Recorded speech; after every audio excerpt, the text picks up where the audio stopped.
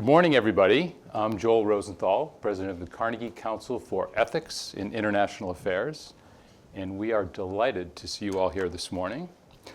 I want to welcome you all to what we are now branding as our Global Ethics Hub here in New York City for today's event on space diplomacy, which we see as a really important emerging geopolitical issue with very important ethical dimension to it, which raises some important ethical questions, which we're going to talk about together this morning.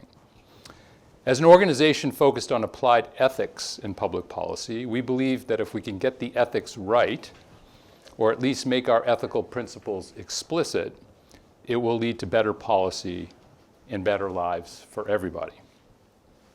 In the spirit of collaboration on the topic of space, I'm honored to welcome the accomplished members of our panel today. And it's my duty to, and not just duty, it's my privilege to introduce them. So moderating our discussion will be Jana Malikos-Smith, Senior Associate for the Aerospace Security Project at CSIS in Washington. And she is joined by Diane Howard, former Director of Commercial Space Policy for the White House's National Space Council. Welcome, Diane.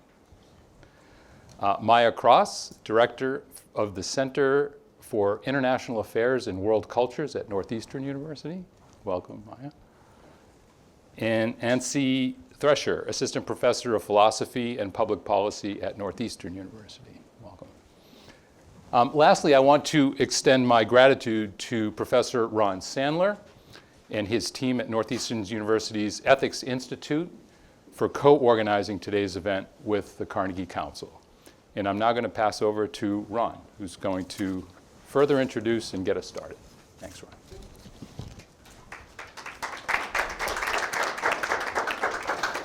Thanks, Joel, and good morning, everybody. We're thrilled to be partnered with the Carnegie Council on today's event. Space is an increasingly prominent part of our work at the Ethics Institute. And the reason for this is that, as I'm sure everybody in this room is aware, what happens on Earth is now deeply intertwined with what happens in space. Space-based systems are crucial to communication and navigation. Earth-based infrastructure is expanding for space operations. Space is crucial to environmental monitoring, to climate research, to weather prediction, including extreme weather events, and on and on and on. The upshot for us, we think, is that how well we do on Earth with respect to well-being, sustainability, prosperity, security, and so on, increasingly depends on how well we do in space. And how well we do in space depends on cooperation. And cooperation depends on diplomacy, and it depends on ethics. But at present, there is not a mature, robust space ethics ecosystem with well-established guidelines, resources, and normative rules. Right? Nor will it do to take some ethics framework from some other domain like environmental ethics or bioethics or AI ethics, which is itself still emerging, and just apply it to space-based context. The reason is that there's too much that's distinctive about operating in space: the governance landscape, the actors, the issues, the technologies. So while we can learn from and draw from these other ethical fields, we need to develop a space ethics ecosystem that is fit for purpose. And to do that, we need dialogue. We need dialogue between researchers and the public sector and civil society and the private sector. And that's why discussions like today are so important. So again, we're grateful to be partnered with the Carnegie Council on today's event. And like all of you, I'm looking forward to the discussion. And turn over to you, Jana. Thank you. Thank you, and good morning, everyone. It is a great honor to introduce to you our very distinguished guest to unpack what is space diplomacy. Before we begin, I'd like to invite us back to think about a space story, retreating back to the days of yore as a child, the French novella The Little Prince, a story of space exploration where the little prince visits various planets in the solar system, including Earth, and in doing so, he makes observations about what it means to love, friendship, loss, and what does it mean growing up. And there's one quote from that story that I think really ties in some of the themes that we'll be exploring today. The young prince comments in his visits, quote, "What makes the desert beautiful is that somewhere it holds a well." And what this quote is referring to, that even in the most austere and challenging environments, beauty and hope can still spring forward. And I think if we were to draw a parallel to space, what makes outer space beautiful is that it has this well for diplomacy, which we heard Rod talk about just a moment ago, about cooperation and unearthing that potential. So I'd like to turn it over to our distinguished panelists to first address, from your various perspectives, what does space diplomacy look like, and what do you think are the greatest challenges currently facing it? I'll start first with you. Sure, thank you very much. It's great to be here. So for me, space diplomacy is really about the day-to-day interaction among people who are engaged in space. And there's a diverse range of actors who are involved in space diplomacy, from formal diplomats to public diplomats to scientists, astronauts, and so forth. Private companies as well, increasingly. So it's this day-to-day dialogue and deliberation that helps to really foster trust, mutual understanding, transparency, interoperability, a greater understanding of what all the countries that are spacefaring, which now amount to over 90 countries, what they're doing in space to try to avoid conflict and to try to promote peace. So the goal of space diplomacy is really international cooperation. And the day-to-day interaction involves quite a bit of communication to really mitigate sort of misunderstandings that could spiral into potential conflict. So if we look at how space diplomacy can tackle the main challenges today, there are so many challenges. And that's one thing I would just point to as why space diplomacy is different from maybe regular diplomacy we see on Earth, is that the new space age and potentially competition in space or even conflict in space is accelerating. And so space diplomats have to deal with so many different areas that are new. And some of the potential for conflict reflects the conflict on Earth. Historically, with space diplomacy, though, space has been somewhat insulated from the conflicts on Earth, but we still have to think about that. So I would say, one of the biggest challenges is China and its ambitions in space going forward, stating that they want to catch up with the US by 2045. It looks like in some areas they will catch up quite a bit faster, but also kind of more conflictual rhetoric about potentially breaking the norms in space, and the same applies for Russia as well. And then I suppose other ways in which we really need space diplomacy is thinking about the future, going back to the moon, onto Mars, thinking about space mining, the growing commercial economy.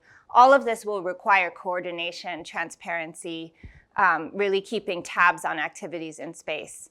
And then finally, I would say, one of the biggest initiatives from my view and really promising in space is the Artemis Accords, which really was spearheaded under the US during Trump 1, and then has grown to incorporate over 50 signatories.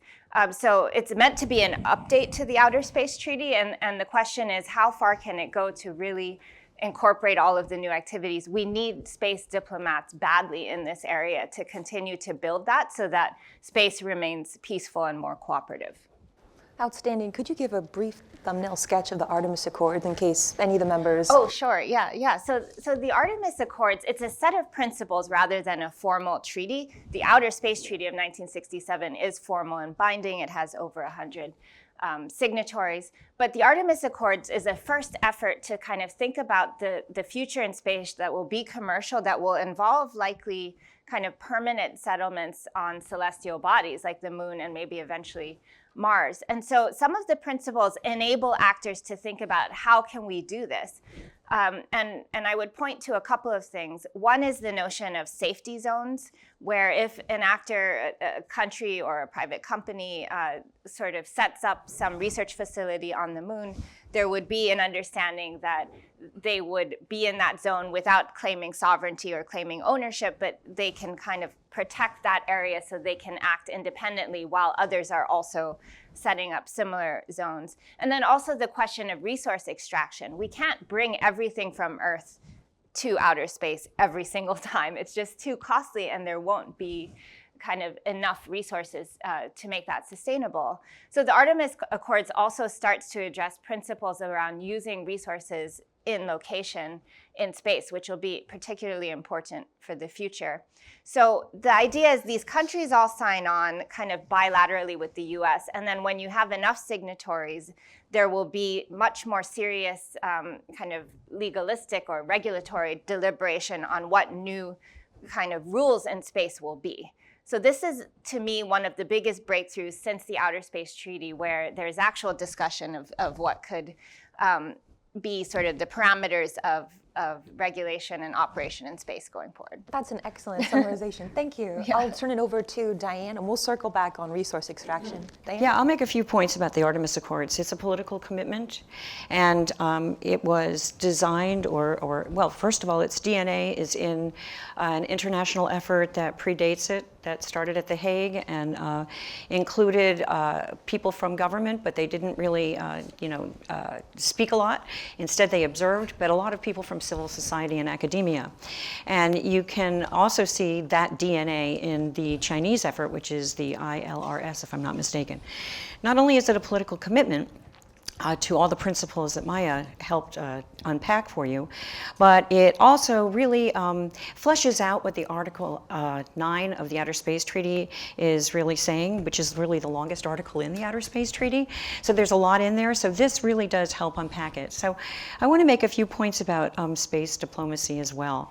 First, I think it's always good to look at the Outer Space Treaty as our foundational Magna Carta, if you will. And I think that it's very helpful when we think about the fact that when Ambassador Goldberg presented the Outer Space Treaty to the United States Senate for ratification, it was presented as an arms control treaty. And so I think we need to remember that. It came out of some very raw post-World War II sentiments and also understandings. With great power came great responsibility.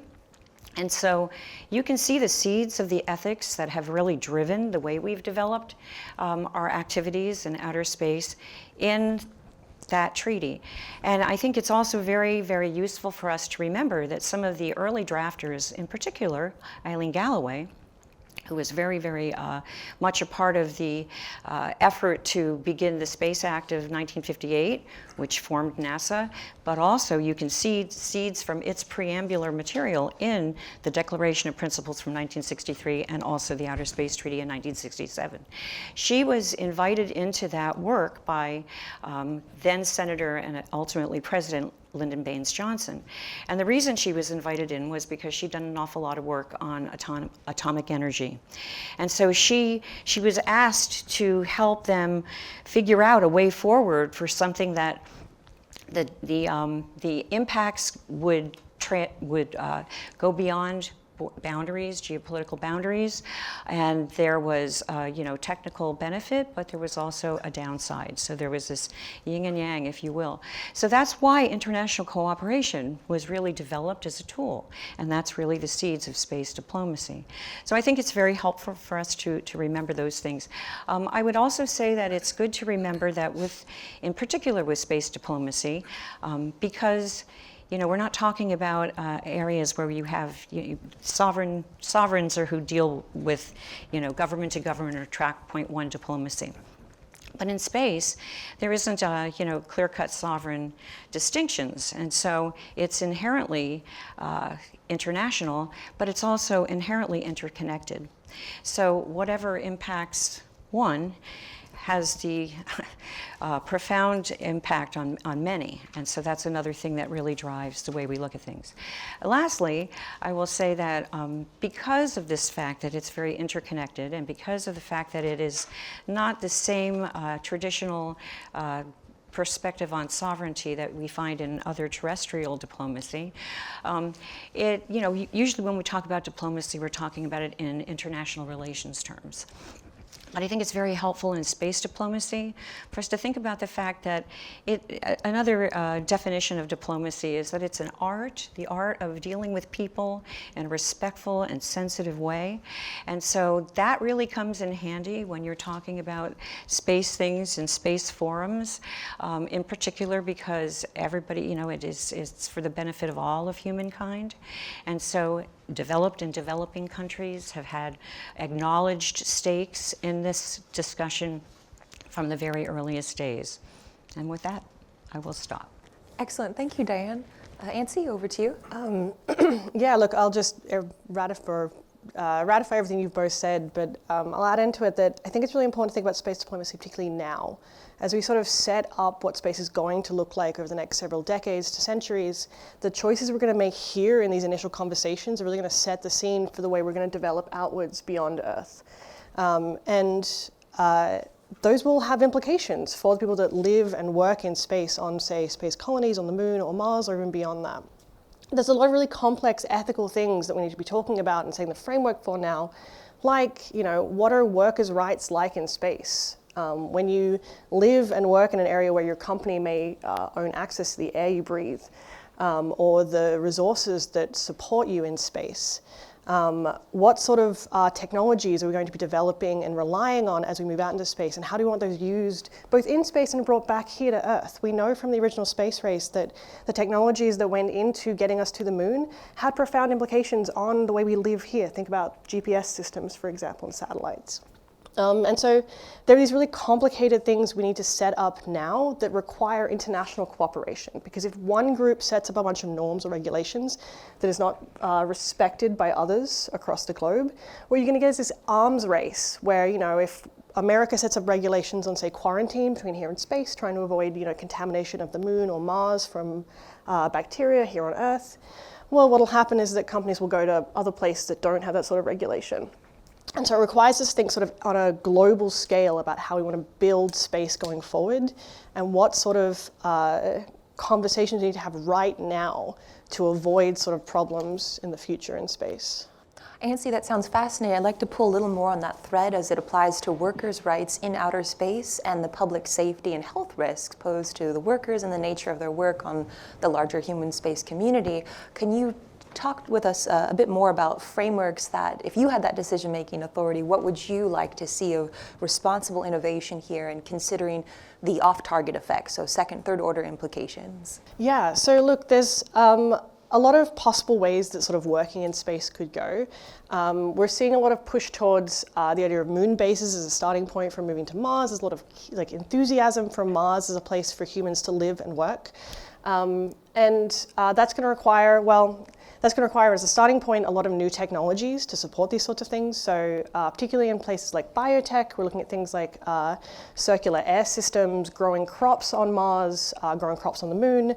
That's going to require a lot of genetic technologies and advancements in genetic engineering, which is going to in turn come back to Earth. We're already seeing a lot of pushback to things like GMO crops on Earth. How do we think about these technologies that are going to be necessary? We're going to have to be thinking very proactively about doing a lot of tangling and messing with genetics in these areas that are going to have repercussions here on Earth, the way we think about growing crops and the ways that we sort of think of our control over nature at a very fundamental level.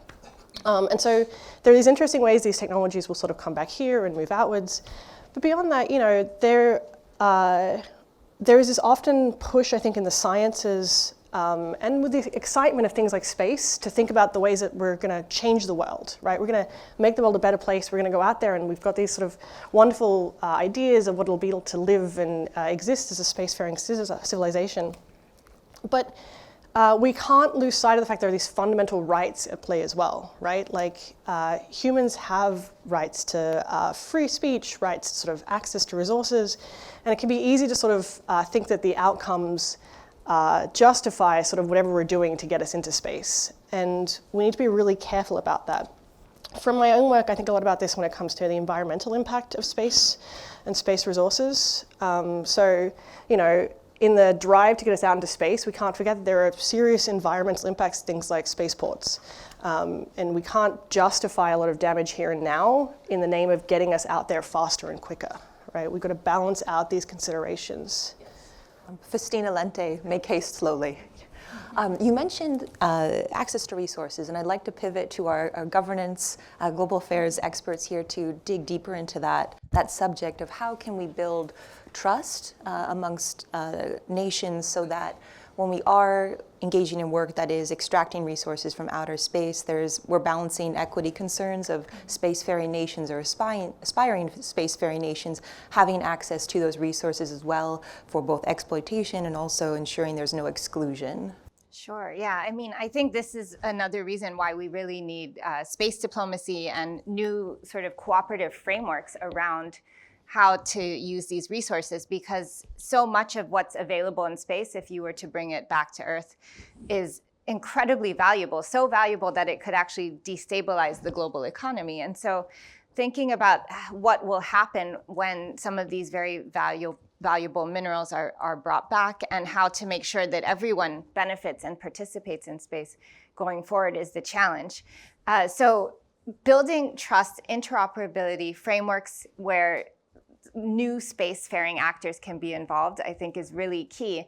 And one of the things that worries me from an international relations perspective is you see kind of the emergence of two blocks of space actors. On the one hand, the one that's really led by the United States with the Artemis Accords, and on the other hand, as Diane mentioned, the ILRS, the lunar research moon base that China is establishing or planning to establish, which has several signatories, but they also want over 50 signatories. That's the goal. And so when you think about developing countries or smaller countries or newer spacefaring powers getting pulled between these two sort of emerging blocks, it's very concerning. The only country that has signed on to both is Thailand. But you can imagine as each country is looking at these agreements and trying to figure out what's the best way when their main goal is to have these resources and to participate in space.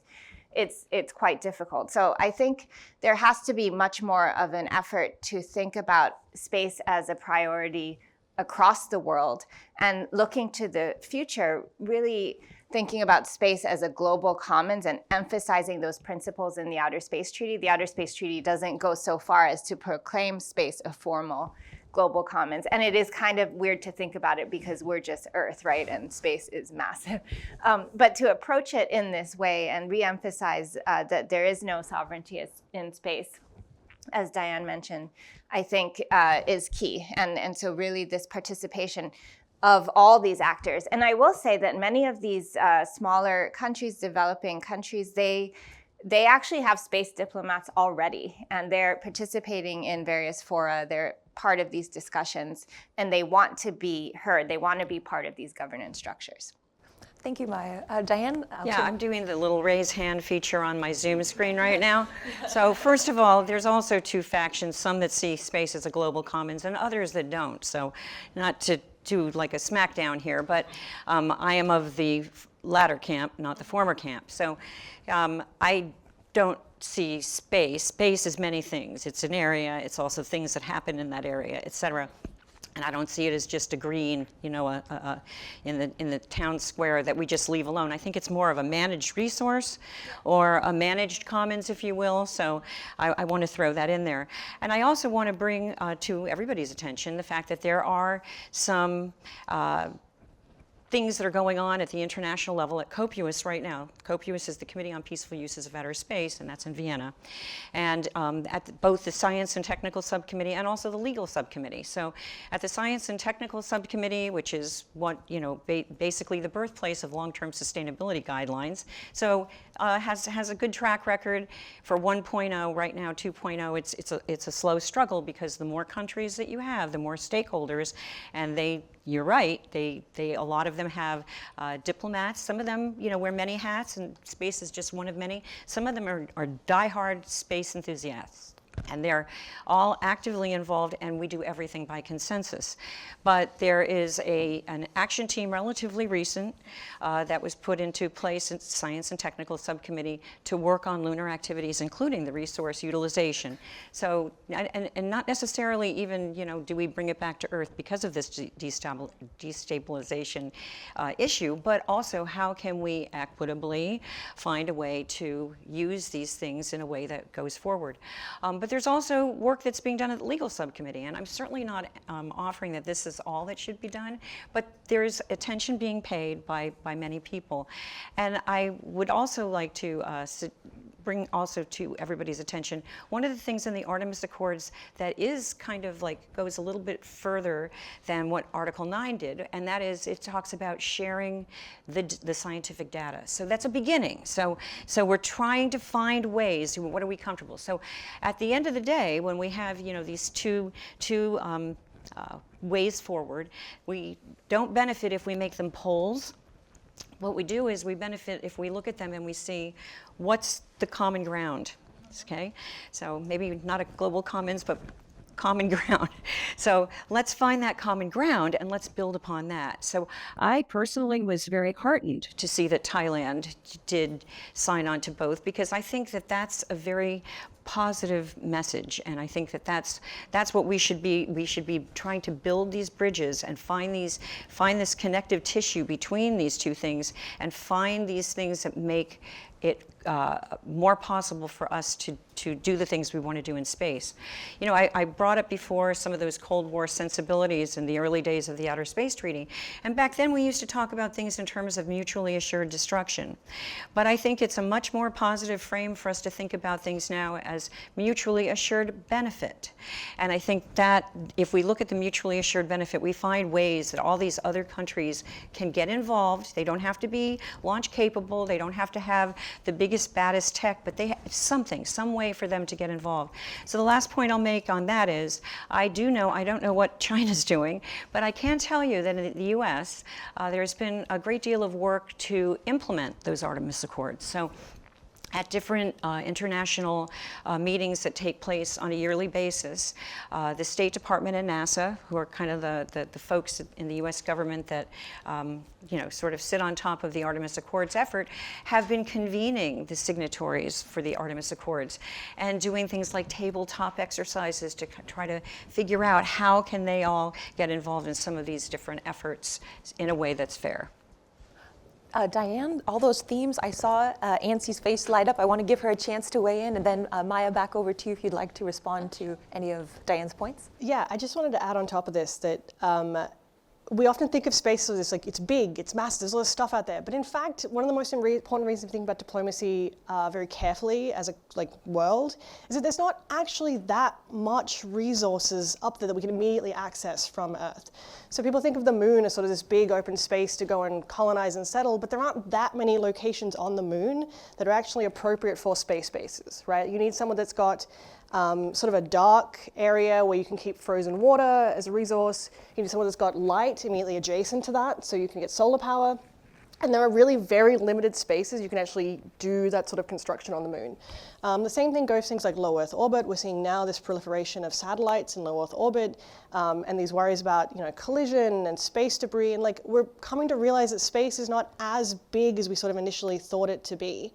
And so there are these really important questions about how we collectively manage and use these resources. And if it ends up sort of becoming sort of resource race, that's going to be very bad for everyone, right? You don't want people sort of running at the moon or running at Mars to try and claim the resources before other groups get there. That's the worst case scenario here. And I think there is sort of, at least in the public consciousness, sort of encouraged by some actors in the space, sort of a Wild West mentality, right? Space is there to be conquered, for us sort of take the resources and go out and claim our manifest destiny in the stars sort of thing. And really we need to be thinking about it as a much more collaborative, cooperative endeavor. Something that we think of maybe as a managed commons, maybe as a public commons, but it needs to be the commons aspect of that. It has to be front and center to the conversations we're having in space. Thank you, Ansie. Maya? Yeah, I mean, I definitely agree with Diane, and I think you could call it different things. Last month, the Council on Foreign Relations released a task force on U.S. space policy and recommended kind of really reaching for the stars, so to speak, in declaring space a global commons, because there's that need sometimes for a more aspirational element that, along similar lines, we could call for an international space agency where all countries could coordinate under one umbrella with different types of tasks. So thinking ahead, these types of analogies are very helpful in kind of mitigating what is actually a very severe sense that space might be really on the edge, that the potential weaponization of space is really, really close. And so for me, I often emphasize kind of the more aspirational ideas of what we can do to emphasize cooperation in space diplomacy, but also look at the more low-hanging fruit of sort of in the next few years, what might be possible to mitigate the tension. Because people in militaries around the world, and including the US Space Force, will say that, you know, if space is not weaponized yet, it really is almost weaponized. So you look at the dual use nature of technology. China has a robotic arm on a satellite that it claims will be for practicing removing space debris, but it actually could also be used for destroying other satellites. Russia has threatened putting a nuclear weapon in space. The US military has also emphasized the need for offensive capability. So while we have focused so far on what I think we really fundamentally like, which is all the potential of space, bringing in that other side means that we have to balance the narrative with something that really kind of captures the imagination, whether it's Global Commons or an international space agency, and to push people somewhat away from the other kind of thing. And so thinking about low-hanging fruit, though, I mean, some ideas are sort of like, despite the fact that the US has a law against having NASA just automatically cooperate with China, it has to actually get permission to do so. Maybe there's ways to open that up more, because in practice, the US has not cooperated with China at all on space. And if you want to have space diplomacy that functions and kind of mitigate the severity of potential two blocks of space actors, thinking about how China and the US perhaps could take steps that don't involve technology sharing and do not kind of threaten military concerns, but still enable them to work together, like the Soviet Union and the US in the Cold War. So, for example, astronaut exchanges on space stations could be a low-hanging fruit.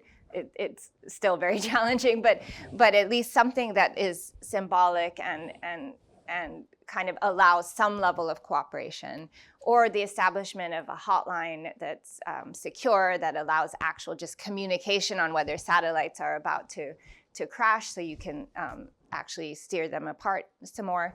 So yeah, it's this kind of complex strategy of thinking of both kind of what might be the dream of the future in space with cooperation, peace, and diplomacy, while kind of really tackling this current threat that this line could be crossed into weaponization. And some would say it's already weaponized. I think the standard definition of space being weaponized is that you have a weapon that in space that can either target Earth or another asset in space. And while the dual use dimension does kind of play with that line, I would still say we haven't crossed the line. And so a really, really pressing goal for space diplomacy right now is to avoid any rhetoric that says that space is already weaponized, so that you give it away before there's even a chance to prevent it. Maya, I'm going to jump on your comment earlier of balancing the narrative. And in systems engineering, there's a brainstorming exercise called the 6 thinking hats, where every member of the team has a hat and a persona. And if you have the blue hat, for example, you're the moderator. I'm going to put on my black hat, which is the pessimistic thinker who pokes holes in ideas here, and add a little bit of friction to the panel and ask, we've heard today about the importance of cooperation, collaboration. Nancy mentioned it, Maya, Diane, and how communication, transparency help build trust. And in the present environment where the appetite for multilateral cooperation is diminishing and there is more friction being introduced, how can multilateral cooperation hope to have a chance of survival here? Is there an appetite? I'll turn it over to Diane and then Nancy and Maya. It's not an easy question. So we're kind of dancing around, what we call transparency and confidence building measures. And, truthfully, Article 9 in the Outer Space Treaty do regard as one of the original transparency and confidence building measures. I would posit that Viasat would take exception to your statement that maybe it's not weaponized yet.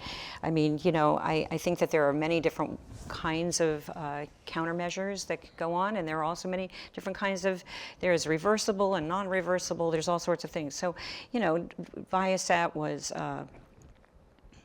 severely impacted on the first day of the Ukrainian war 3 years ago, a little over 3 years ago, and it had a very a ripple effect, if you will, because there is this connectedness, and as Joel mentioned earlier, and also Ron, the impacts on Earth are far-reaching, and so there's definitely this ability. So work is going on because that's happening. The last thing that we want is, you know, war. Okay, what we want really is we want deterrence, and that's where diplomacy comes in. So yes, these none of this feels completely satisfactory because it's a lot of talking, and is it multilateral? But the conversations are multilateral. So there's conversations that are going on in Geneva, in the Conference on Disarmament, and there is also an open-ended working group that's been working on how to better define what threats are in space, because of this dual use issue, you can say, you know, no weapons in space, but wait a minute, if they're dual used, what does that really mean? And so we need to, if we're going to say we're not going to do something, we need it to be something that's actually actionable and that's actually verifiable, that you can tell when someone's being compliant and isn't. So that's a challenge. That's not so easy.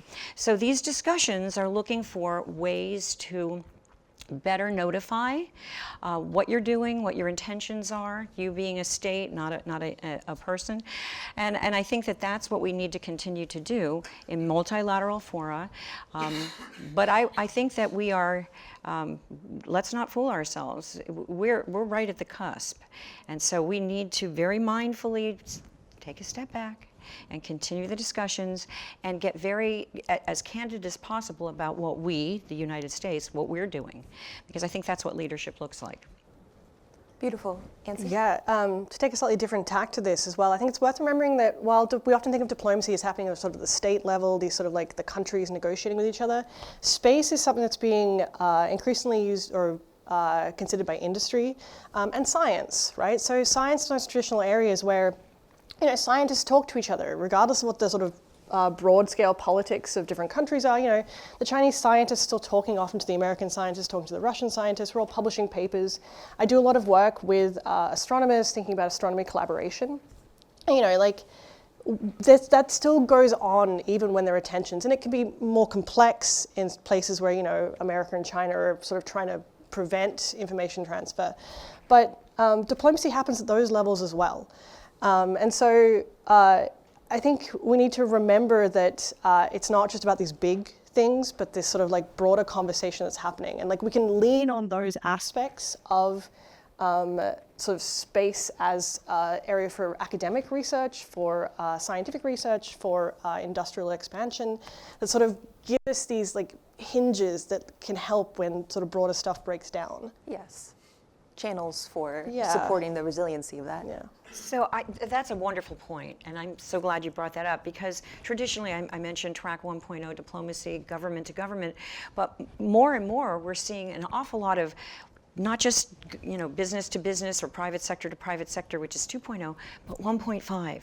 So when I was at National Space Council, we really started bringing them, and we would do a bilateral, like full-fledged comprehensive dialogue. The first was with Japan, then we started doing them with France.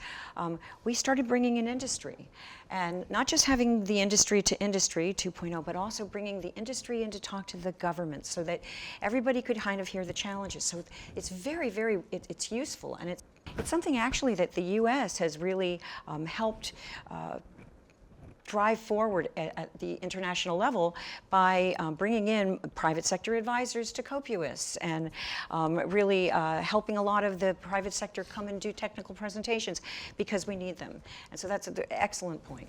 I'll just add as well, I think this is one reason to think very practically about building interdisciplinary collaboration and conversations in this space, right? So being really proactive about bringing industry, bringing science, bringing the government into the same like physical areas, put people in the same room together to have these conversations can make a huge difference to the way that we progress diplomacy at all those levels. And often, the scientists and the, well, industry. They're the operators. They're the people that are actually doing things.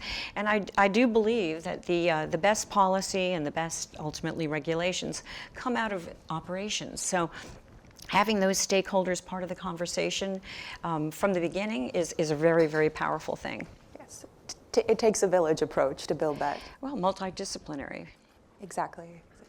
Yeah, I mean, I absolutely agree. I do a lot of work on transnational networks and kind of knowledge-based networks, and that's really where you're describing all this activity. And I think that's absolutely right. In international relations, there's this whole area of science diplomacy, and I would say space diplomacy fits there.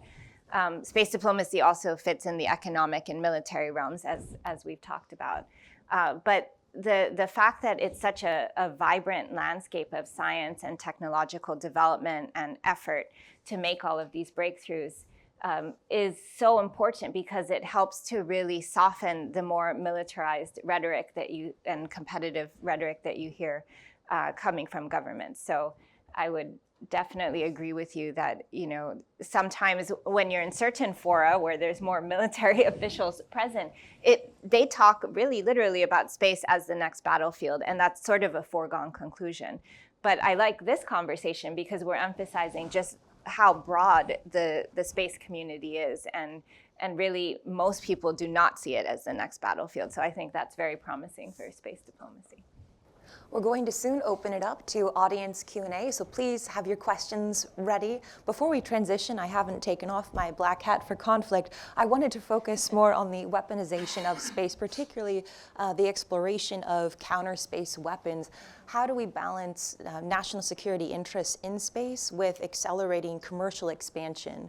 Are the two constantly in tension with one another? Is there a homeostasis balance? Maya, I'm curious, with your background, what you've thought about how do we balance these two areas?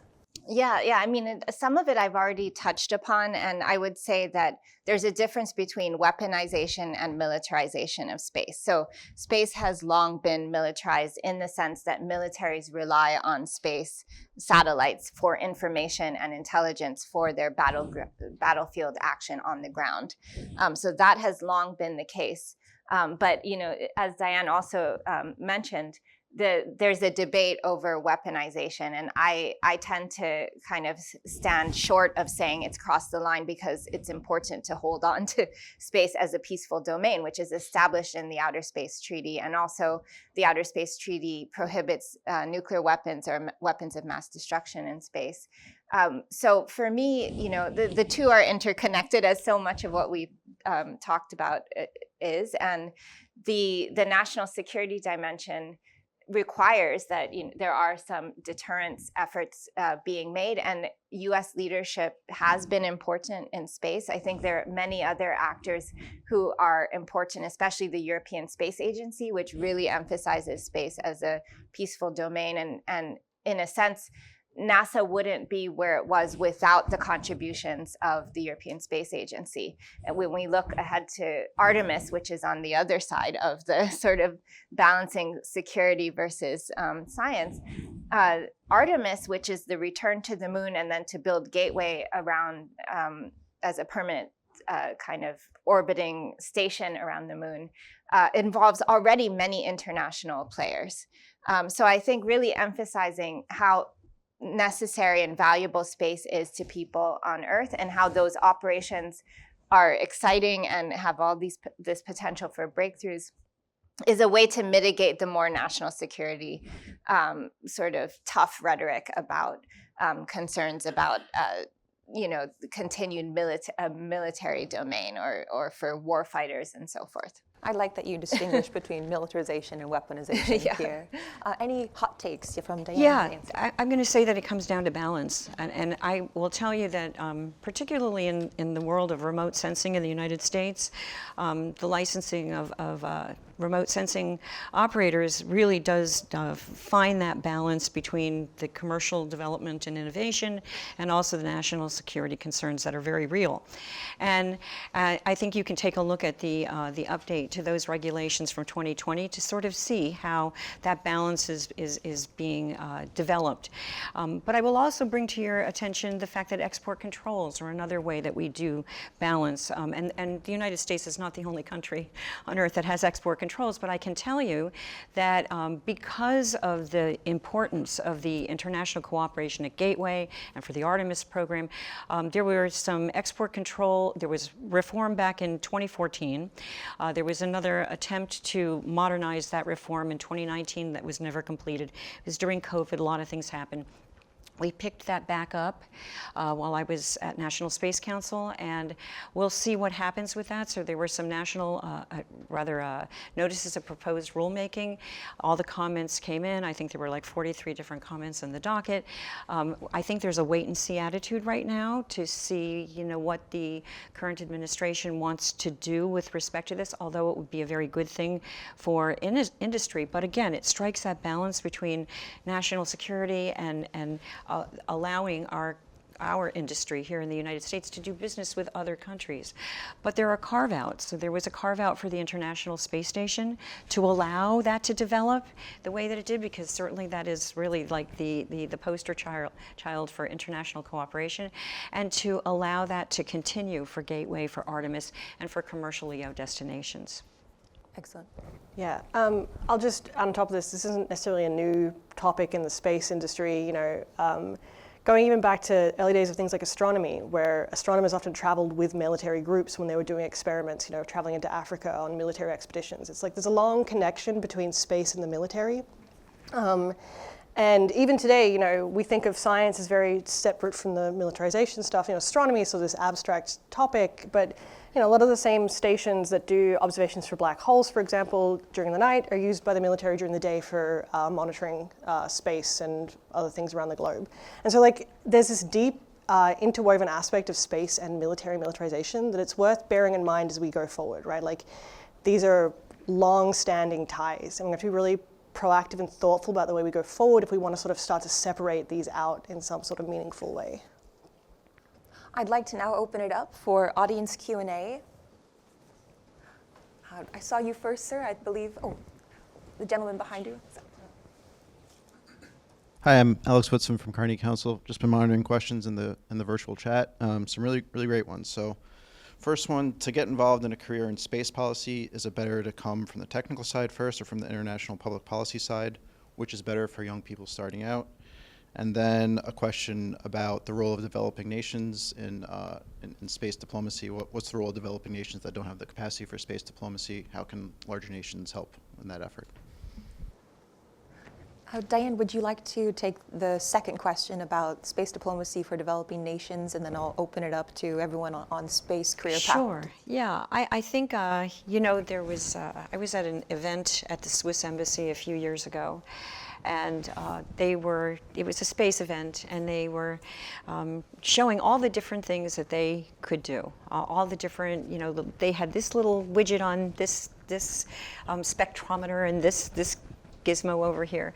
I'm not suggesting that they're a developing nation, but I came away with an epiphany that, wow, you don't have to be the launch provider, you don't have to be the program manager even. You just have to find a place to put your thing in there. And I know NASA put together a fantastic moon to Mars architecture about 2 or 3 years ago, where they figured out, they started with what their end state was, and then they worked it back, and they saw all the different things that they were able to do, and then these were all the gaps, these were all the things that they needed, and they put it out to not just industry, but to the international community. And I thought that was absolutely brilliant, because this is a way that developing countries can find what their widget is. What's their way in? You don't have to, it doesn't have to be all yours, although there is a certain national interest in becoming more and more space capable. But I think that that's one of the beauties of the Artemis Accords, is that there are so many countries that have signed on that are not who we think of when we think of space countries. Because there's room for everybody. Everybody has something that they bring. Maybe you know how to mine. Maybe you know how to, harden something. Maybe you've got some sort of, background in and how to set up your workforce, whatever it might be. So I would posit, look at the Moon to Mars architecture as a model going forward for finding ways to plug in whatever your interest or your capability is. Love that as a very concrete example. Maya, Ansi, would you like to weigh in on career development? Yeah, so I mean, obviously, I think it really depends on what kind of area of space diplomacy and work you want to get into. From my perspective, I have a physics degree, I come from sort of a slightly more technical background, and I've ended up in ethics. I also have a philosophy degree, I'm an ethicist. And I will say that I think one of the underdeveloped areas right now is the ethics of space, and we're sort of thinking a lot about and trying to build more. But there's just not a lot of people thinking and doing this kind of work right now. And as sort of Ron said at the beginning, there's a wide open area of really deep and complex ethical considerations for space that we need to be thinking about really proactively. And so I think it's possible to come from a lot of different directions. In fact, one of the unifying factors of most people working in space is they come from a very random, interesting set of backgrounds, sort of no unifying path at this point. That's part of the strength, I think, of the area, is that there's so many diverse people and groups coming into here with very diverse perspectives. And so I think it's about finding the thing that you find interesting or the path that you think will get you sort of to the expertise you want to bring to the conversation going forward. Follow your heart. And just adding to what Nancy and Diane said, there are so many fields that intersect with space. And one of the big fields that Nancy and I and others at our team at Northeastern have written about recently is at the intersection of space and biotech. And this report is going to be published by the Carnegie Council in a couple of months. But when you think about space and the future, one of the biggest trends is that the cost of launch has decreased dramatically. So one estimate says that from 1965 to today, the cost of launch has decreased by 99%, which means that it gives opportunities for developing countries to pay for launch capabilities and so forth. But with the decline in the challenge of just launching, it means the next frontier in enabling long-term human exploration in space is biotech, because we need to be able to create closed-loop systems where people can handle the introduction of various diseases, can have oxygen production, food production, can be protected from radiation and so forth.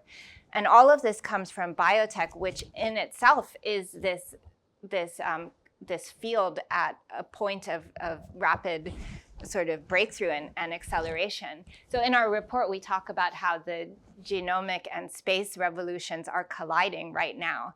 And that's just one example of how you can think about sort of many careers intersect with space these days. So it's pretty exciting. I'll add on to that as well. There's the biotech aspects, but there's also, as I sort of gestured at earlier, there's a lot of environmental impact to the space race. As we build more spaceports, we're building telescopes, a lot of these things are being built away from human populations, right? We don't want people living next to rockets. But that tends to mean they go into places that are UNESCO World Heritage Sites, are adjacent to them, that are adjacent to environmental reserves, right? There's a deep environmental impact to this industry. And so even people working in sort of climate change and biology and ecology have a place in the space conversation at a very fundamental level. And so you'd be surprised at how many different fields really intersect in this area. Inherently interdisciplinary. Yeah. Even food science. Yeah. I'd like to make sure we get questions from the room and respect each section here. I'd like to get the first one here from this side, and then yours, sir, and then the hand over here, being mindful of the clock. Hi, my name is Delane Mayer. I was really interested in the conversation that we were having on kind of best policy coming out of operations. I teach a course on the geopolitics of outer space at NYU, but my foray into the work was through the Space Resources program at Colorado School of Mines. So some of the technical background blended with policy and geopolitics. And something that I think is really interesting is one of the kind of unique vantages from space is that you have deeply engineered technical systems. You can look at the International Docking Adapter for the International Space Station. So this time during the Cold War, where you have fraught political tension on Earth, but through diplomatic and scientific and technical cooperation, you're able to design something really incredible. And so I'm wondering, as kind of a unique maybe workaround in a very multipolar, kind of conflict-driven geopolitical arena if technical interoperability or almost standardization, standard setting for deeply technical systems is another avenue for cooperation for space environments. So absolutely, yes. Standards are definitely fundamental. I've been writing about standards since before we've been talking about them as much as we are, but truthfully, they are the linchpin to making all of this work, and that's why I said what I said about believing that things that come from the operators are really, they're a whole lot more actionable than things that are just good ideas, because they're good ideas that are coming out of practice. In fact, you can see where even like the Space Policy Directive 3, which is about space traffic coordination, relies upon development of standards, but then also sharing those in the standards community. So there are, that's a regulatory theory, is bottom up, and that I don't think that there's a more better example than bottom up than standards development. Thank you. Angel of Consul General of Bulgaria. First, to build on your answer to the question about the possible role of less developed countries. Indeed, in 1979, my country started developing space food. Actually, we're the third country after the Soviet Union and the US working on that. So it's a good example of how countries that are not even Switzerland could find their niche and contribute to this. My other comments and question is, there is a consensus about that we have to avoid mistakes from the past, speaking about exploration of outer space. And when you think about mistakes, obviously the way the world was colonized, the mistakes done in Africa, the mistakes that brought us the First World War, and in a way the Second World War. So obviously speaking about conquering the space, we have to keep in mind those lessons.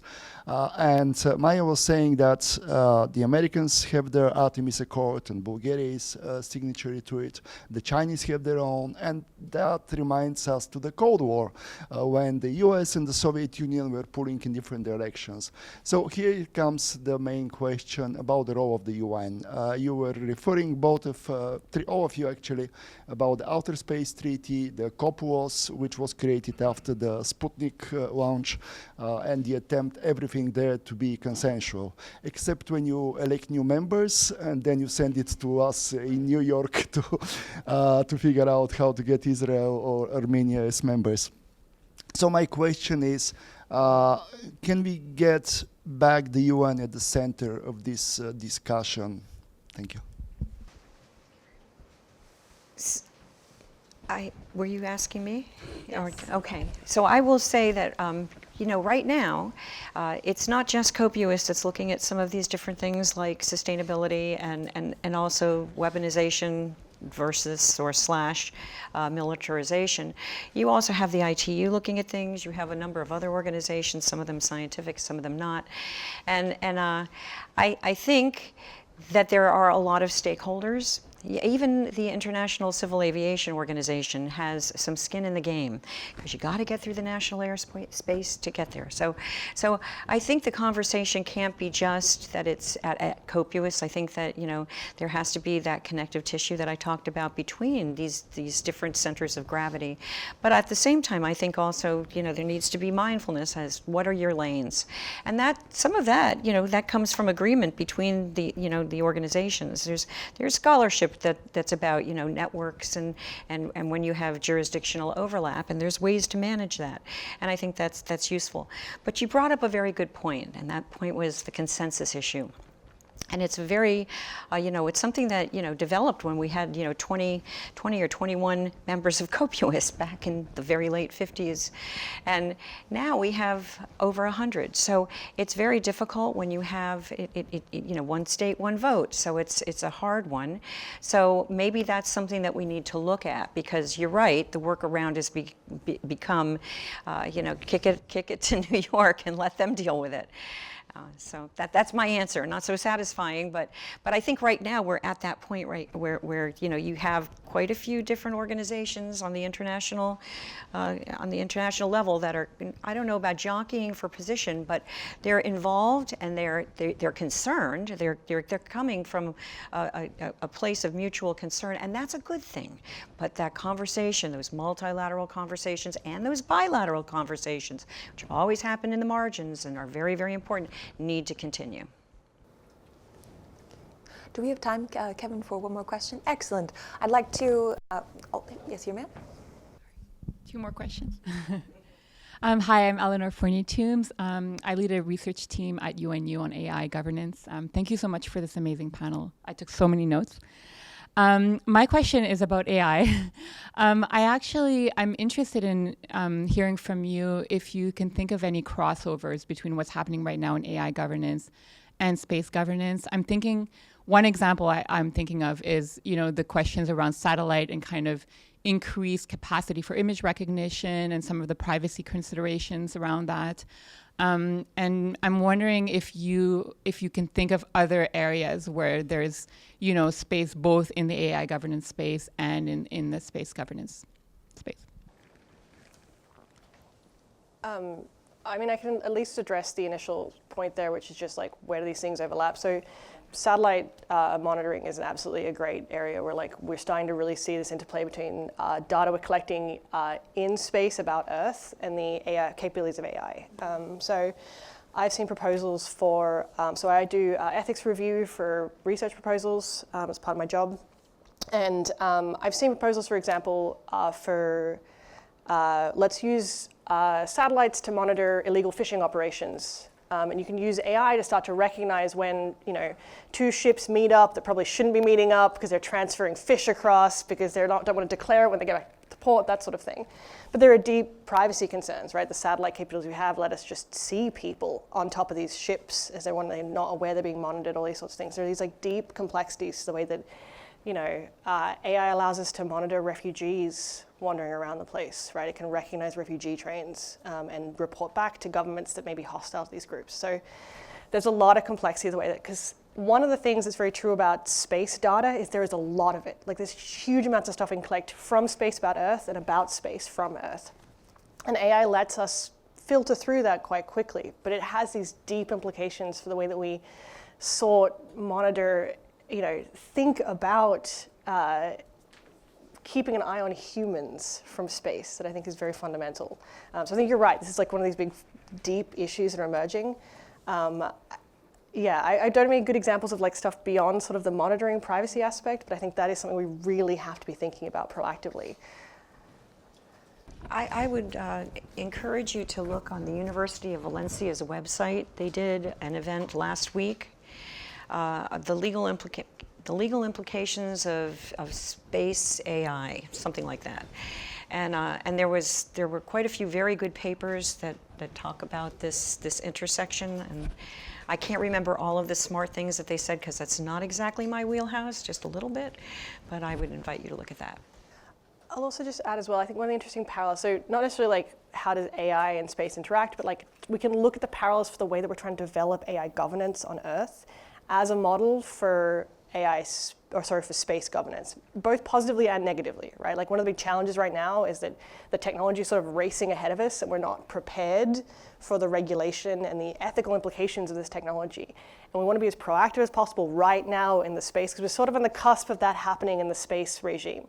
And so we need to be really proactive because we don't want to end up in sort of the same area as AI where just no one's ready for it. And we're just attempting to sort of put something on top of what's happening right now in ways that we're just not keeping a lid on that problem. So,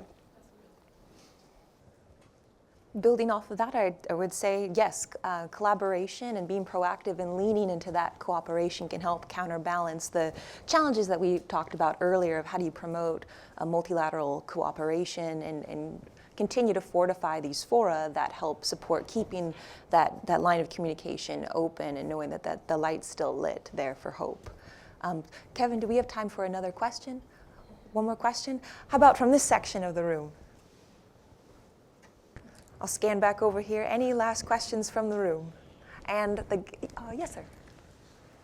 I have a question, concerns about the Artemis Accords and the concept of safety zones. And you mentioned talking about like locations for, to build a moon base. There's not that many locations because they all have to be in PSRs, permanently shaded regions.